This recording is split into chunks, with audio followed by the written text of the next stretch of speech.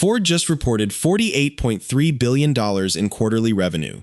Its adjusted operating profit rose to $2.5 billion. The company raised its full-year profit forecast to as much as $11 billion. And the F-Series is still doing what it has done for decades, generating enormous cash from American buyers who keep choosing big, expensive trucks. But inside the same company, another number tells a completely different story. Ford's electric vehicle division lost $919 million in the second quarter on only $1 billion of revenue. Its electric wholesales fell by more than half from the same period a year earlier. And while Ford is making billions from gasoline trucks, its chief executive is warning employees that the most dangerous competitors in the next era of the car business are not General Motors, Toyota, or even Tesla. They are companies most Americans cannot currently buy a car from. In a private town hall, Ford chief executive Jim Farley told employees that Chinese automakers could enter the United States within the next 5 to 10 years. He reportedly said the later part of that window was more likely, but the date is not the most important part of the warning. The important part is that the head of one of America's most powerful industrial companies no longer believes the wall around the American car market can be treated as permanent. The United States currently has a 100% additional tariff on Chinese electric vehicles.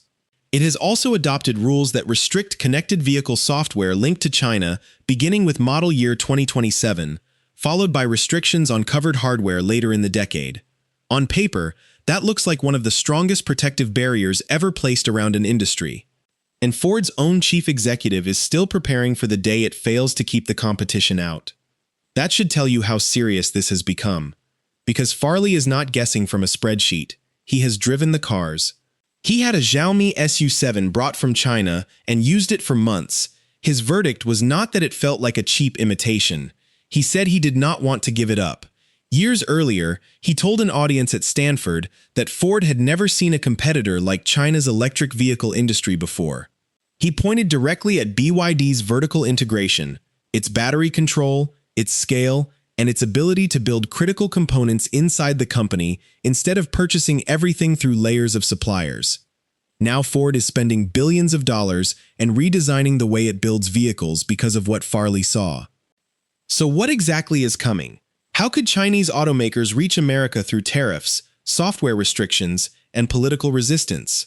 Why is Ford tearing apart a manufacturing system it helped invent more than a century ago? And what happens to American car prices, American factories, Tesla, General Motors, and the truck parked in your driveway if Farley is right? Subscribe, because this is not another prediction about a mysterious Chinese car appearing at a dealership next month. This is the story of why Ford believes America's protected car market is living on borrowed time. To understand the warning, start with the price gap. In March 2026, the average new vehicle sold in the United States cost more than $51,000. In China, more than 200 battery electric or plug-in hybrid models were available for less than $25,000. 5 of the country's best-selling electrified cars each cost less than $12,000. One of BYD's entry-level electric hatchbacks had been discounted to well below $10,000 in its home market. That does not mean a $10,000 Chinese city car could arrive in Ohio tomorrow and remain a $10,000 car. It would need to meet American crash rules, software requirements, import rules, dealer or distribution costs, warranty obligations, and the expectations of buyers who drive farther and often demand larger vehicles. Shipping, compliance, taxes, and local manufacturing could add thousands of dollars. But even after making those adjustments, the underlying gap is too large to dismiss. The American industry has spent years explaining why affordable electric vehicles are difficult. Batteries are expensive. New factories require billions. Buyers want long-range, large cabins, powerful motors, and premium features. Chinese manufacturers face the same physics, but attack the cost structure from a different direction. BYD is the clearest example. It began as a battery company and now produces batteries, motors, power electronics, semiconductors, and many of the systems that determine an electric vehicle's cost. That vertical integration removes supplier margins, shortens development loops, and lets the company redesign the battery, electronics, and vehicle together. China then built an entire ecosystem around that advantage. Enormous domestic demand, dense supplier clusters, experienced battery engineers, rapid product cycles, and control of most global battery manufacturing capacity. Cars are treated as digital products, so software, entertainment, navigation, assisted driving, and phone integration evolve almost as quickly as the hardware. The system has serious weaknesses. China's price war has damaged margins, dealers, and resale values, and many brands will disappear. But the strongest survivors are being trained in the most brutal automotive competition on Earth. They learn to cut cost and launch faster because hesitation can be fatal. That is the threat Farley sees, and the evidence is already visible outside China. Chinese brands have moved rapidly into Europe, Southeast Asia, Latin America, the Middle East, and Australia. In Britain, brands including MG, BYD, Omoda, and JQ reached roughly 15% of new registrations by the middle of 2026. In Mexico, Chinese brands went from essentially no share in 2020 to around 10% in 2025. Canada has opened a limited route for a quota of Chinese electric vehicles. BYD, Geely, Chery, SAIC, and others are investing in overseas factories, partnerships, distribution networks, and local supply chains. The United States may be closed to direct Chinese brand sales today, but it is not separated from the global auto industry. Ford sells in Europe. Tesla depends heavily on Shanghai. Suppliers serve manufacturers across continents. Platforms, batteries, motors, and software move through licenses, partnerships, and joint ventures. A Chinese company does not have to ship a finished car from Shanghai to Los Angeles to change the American market. It can pressure Ford in Europe, expand through Mexico and Canada, license technology to a Western badge, or make $25,000 vehicles elsewhere feel normal before it ever opens an American showroom. That is why tariffs can delay the threat without erasing it. A tariff is a wall around a price. It is not an engineering solution. The 100% duty makes direct imports unattractive, and the connected vehicle rule targets Chinese-linked software and hardware even more aggressively. Those policies may block Chinese-controlled brands for years, and the national security concerns around cameras, location data, communications, and remote access are real. But the rules do not make Ford's batteries cheaper, shorten its wiring, or help an American family afford a new car. They buy time. Ford still has to use it. Farley's response has therefore been very different from simply asking Washington for a higher wall. Ford created a small electric vehicle skunkworks team separated from much of the traditional organization. It began with only 17 engineers in California. The assignment was not to create a luxury electric SUV with an enormous battery and a $60,000 price. The assignment was to redesign an electric vehicle from the first bolt, wire, computer, and manufacturing station until Ford could compete with the cost structure of companies such as BYD. The result is Ford's universal electric vehicle platform and a production system that could represent the most radical change to Ford manufacturing since the moving assembly line. Ford plans to invest approximately $5 billion across a reworked assembly plant in Louisville, Kentucky, and battery production in Michigan. The first product is scheduled for 2027, a four-door mid-size electric pickup with a target starting price of about $30,000. That price is not accidental. Ford is not beginning with another premium electric halo vehicle. It is attempting to build something close to the price of an ordinary compact crossover while placing it in a body style American buyers understand. A pickup gives Ford brand credibility. A mid-size footprint reduces battery weight and material cost. Four doors make it usable as a family vehicle, and a $30,000 target positions it below many electric vehicles currently offered in America. But the truck is only the visible product. The more important announcement is the factory behind it. For more than a century, auto plants have been organized around one moving line. Ford's new process splits the vehicle into three major subassemblies: the front, the rear, and the structural battery section, builds them on separate branches at the same time, and then joins them. Ford calls it an assembly tree.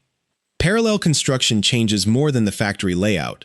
Seats, consoles, carpeting, and wiring can be installed on the open battery structure instead of being pushed through the doors of an almost completed vehicle. Large integrated modules can replace collections of smaller pieces, while the three branches move simultaneously instead of waiting for one long line.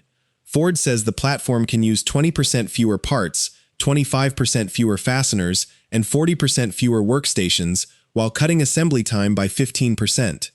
The first truck's wiring harness is expected to be more than 4,000 feet shorter and roughly 10 kilograms lighter than the harness in Ford's first-generation electric SUV. That means less copper, less weight, fewer connectors, fewer failure points, and less installation time. Ford is trying to replace inherited complexity with design, and that is the philosophical change Chinese competition forced into the open. Detroit's first electric programs often carried old supplier networks, factory assumptions, labor processes, and premium expectations into a new powertrain. The Mustang Mach-E and F-150 Lightning proved Ford could build capable electric vehicles, but they did not create a consistently profitable mass-market EV business. By the end of 2025, Ford had taken a $19.5 billion charge connected to its EV retreat and restructuring. It canceled planned programs, revised its battery strategy, and shifted toward hybrids, extended-range vehicles, energy storage, and the smaller affordable platform. Ford still expects its electric division to lose roughly $4 billion in 2026, while investing another billion in the universal EV program and energy storage. This is a company paying for one unsuccessful strategy while funding a second one built specifically around the Chinese cost challenge. The clock is now simple. Ford's affordable pickup is planned for 2027. Farley believes direct Chinese entry is more likely toward the later end of a 5 to 10-year window. That gives Ford perhaps one or two major product generations to prove that an American manufacturer can build an attractive electric vehicle at a globally competitive cost. If the new platform succeeds, Ford gains more than a $30,000 truck. A universal architecture can support crossovers, hatchbacks, vans, and other vehicles. The expensive work of engineering the battery structure, electronics, motors, software, and manufacturing method can be spread across an entire family. Volume lowers component cost. Shared systems reduce development expense. A profitable, affordable vehicle gives Ford room to lower prices without destroying margins. The Louisville investment is also supposed to protect at least 2,200 jobs, with additional battery work in Michigan. Ford is betting that better engineering and a simpler factory can close enough of the cost gap to build an affordable vehicle with American workers. But fewer parts and 40% fewer workstations also expose the pressure on labor and suppliers. Large integrated structures can replace dozens of stamped pieces. Shorter wiring removes material and installation work. Ford may secure the plant by making it far more productive, but every supplier will have to justify why the old number of components, stations, and hours is still necessary. Chinese competition is therefore not only a fight between badges, it challenges the industrial structure underneath them. Ford is not the only American company exposed. Tesla understands the Chinese system better than any major U.S. automaker. Its Shanghai factory is its most productive, with deep localization and hundreds of Chinese suppliers. But Tesla also faces BYD, Xiaomi, XPeng, and others directly, across price categories it does not fully serve. Xiaomi's sedan has challenged the Model 3 in China, while BYD can offer electric cars and plug-in hybrids from entry-level to premium. Some Chinese companies now include driver assistance hardware on vehicles priced below $10,000 at home. Tesla may understand Chinese manufacturing speed better than Detroit, but it is not immune to Chinese pricing. General Motors has a broad EV portfolio, but has also reduced capacity and taken billions in charges. Toyota's hybrids offer protection in the short term, yet Chinese plug-in hybrids can combine electric commuting with gasoline range and attack the same efficiency argument. The Chinese industry is not arriving with one technology. It is developing battery EVs, plug-in hybrids, range extenders, low-cost batteries, advanced software, and overseas factories at the same time. That is why the American truck fortress may be less permanent than it appears. Ford and General Motors still possess something Chinese brands have not replicated in America: generations of truck loyalty, enormous dealer and service networks, strong commercial fleets, and buyers willing to finance expensive pickups. A tiny hatchback is not about to replace the F-150, but disruption rarely attacks the fortress first. It begins with the buyer who cannot afford a $50,000 vehicle. The family that discovers a cheaper crossover includes strong software and a long warranty, or the delivery fleet that chooses an electric van because operating cost matters more than the badge. Japanese companies entered America through efficient cars before dominating sedans and crossovers. Korean brands began with low prices before becoming design and technology leaders.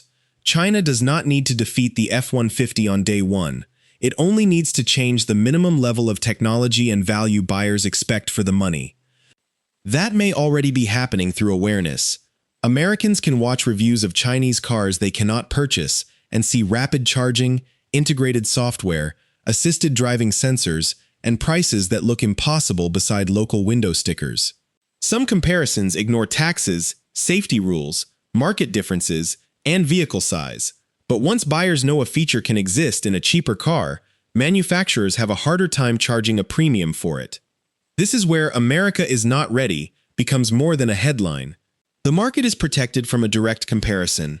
Buyers place Ford beside Chevrolet, Toyota, Hyundai, Tesla, and the used car lot, not beside the most aggressive Chinese cost competitors.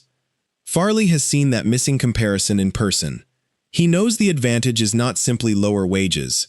It is batteries, electronics, supplier density, factory design, product speed, and software. That is why Ford's answer is not one new model, but a new architecture, battery plan, and production system. Still, there are serious reasons Farley's prediction may not unfold exactly as feared. The first is politics. A direct Chinese brand entry into the United States would face opposition from both national security officials and industrial policy advocates. The current connected vehicle rule does not merely tax Chinese technology. It can prohibit covered software and hardware and restrict sales by manufacturers with a sufficient Chinese nexus.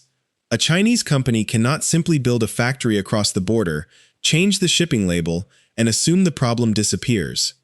The second is profitability. China's low prices are partly the result of extreme competition, state support, excess capacity, and companies accepting margins that may not survive. A vehicle sold at a loss is not proof of a sustainable business model. The industry is likely to consolidate, and some of today's most aggressive brands may not exist by the time Farley's window opens. The third is the American buyer. The United States has long distances, high highway speeds, cold regions, hot regions, towing demands, large families, suburban homes, rural roads, and a preference for pickups and sport utility vehicles. A compact city EV engineered for Shanghai is not automatically the correct vehicle for Texas, Montana, or Michigan. The fourth is trust. Cars are not smartphones. Buyers expect crash protection, reliable service, replacement parts, insurance support, resale value, and repairs that remain available for more than a decade.